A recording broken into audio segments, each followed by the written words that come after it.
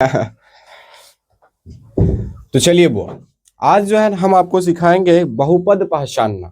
ठीक है, कि बहुपद कौन होता है नहीं होता, इससे एक नंबर का सवाल मतलब एक ना एक ऑब्जेक्टिव पूछ देता है। ठीक है, बहुत सारे एग्जाम में पूछा जाता है इसको, लेकिन आप क्लास 10th में तो क्लास 10th में भी पूछा जाता है, तो इस चीज को जानना जरूरी है। देखिए सवाल ये भी है, सवाल कब पूछा गया सो हम बताते हैं आपको। 2012 के फर्स्ट सिटिंग में पूछा गया हुआ है, 2012 के फर्स्ट सिटिंग में। ऐसा नहीं, इस टाइप का बहुत सारा और सवाल है जो देखना है कि 2021, 20, 22 कभी भी पूछा गया।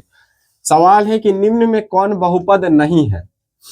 बहुपद होता है या नहीं होता है, इसको हम लोग कैसे पहचानते हैं सो देखिए। बहुपद को पहचानने का सबसे पहला होता है ये तरीका कि चर राशि का जो घात है वो ऋणात्मक नहीं होना चाहिए।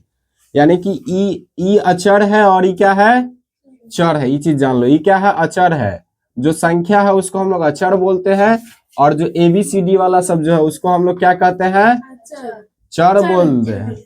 ठीक है, यानी कि क्या बोल रहा है कि चर राशि का घात ऋणात्मक नहीं होना चाहिए। इसका घात क्या नहीं होना चाहिए, ऋणात्मक नहीं होना चाहिए, समझे। अच्छा, अगला क्या बोल रहा है कि चर राशि रूट में नहीं होना चाहिए।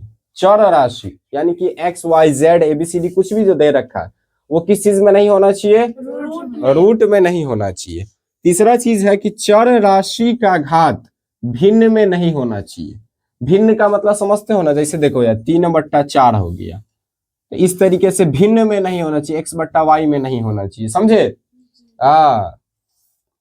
चर राशि का घात जैसे y का पावर 3, x का पावर 2, इस टाइप से है तो मतलब ई नहीं होना चाहिए, समझे। हाँ, अच्छा। अगला है कि चर राशि हर में नहीं होना चाहिए। हर का मतलब वही चीज कि नीचे में, जैसे कि ये है, देखो यहाँ ये क्या है, हर में है, तो समझे ये क्या, ये सब नहीं होना चाहिए।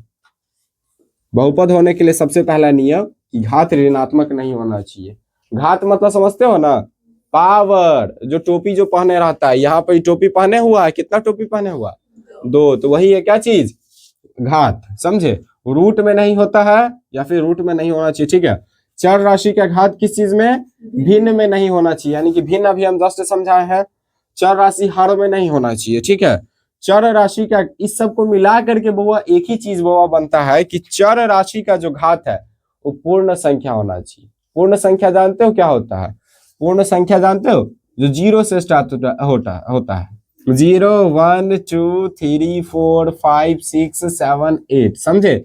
ये सब क्या है, क्या है, पूर्ण संख्या। अब तुम बोलोगे कि माइनस में होगा, तो माइनस में नहीं होगा क्योंकि 0 से स्टार्ट होता है, और 0 ना तो आपको धनात्मक संख्या है और ना ही ऋणात्मक संख्या, समझे। तो यहां से देखिए, ई देखिए √5x², तो x क्या है, ई, तो यहाँ पर तो सीधी सीधी बात है कि घात 2 है ना। और ये रूट में तो है नहीं, ये जो ये अचर पद है, ये किस चीज में है, रूट में। यहाँ भी अचर पद है रूट में, चर पद नहीं है, इसका मतलब ये बहुपद है।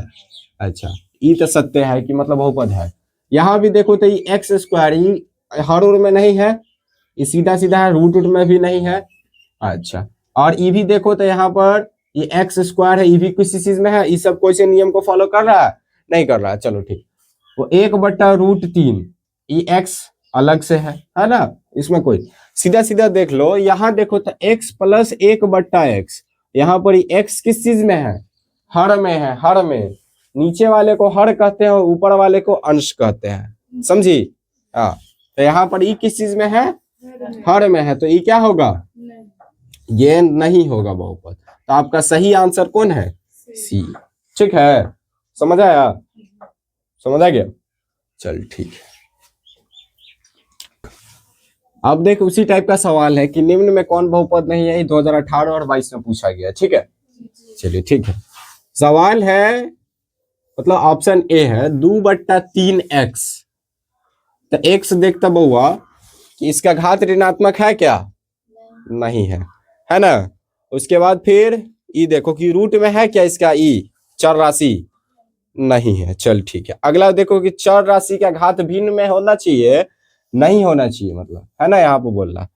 तो ये भिन्न में है क्या, ये x y इस तरीके से है क्या, नहीं है। या फिर ऊपर में y, ऊपर नीचे में x है क्या, या फिर कोई सा भी चर पद ऊपर नीचे है, नहीं है।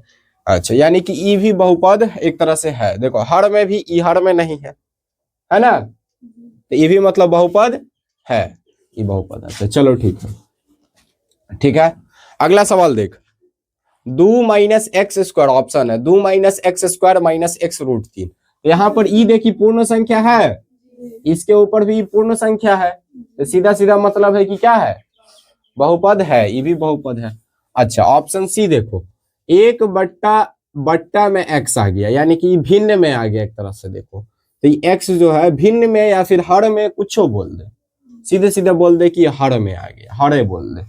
तो यहाँ पर ये हर में आ गया। हर जानते हो ना, नीचे वाले को हर कहते हैं, है ना, और ऊपर वाले को अंश कहते हैं। तो ये हर में आ गया चर पद, चूंकि चर पद हर में नहीं होना चाहिए। अगर चर पद हर में होगा तो वो बहुपद नहीं होगा। तो आपका आंसर कौन सा सही है, ई सही है, बाकी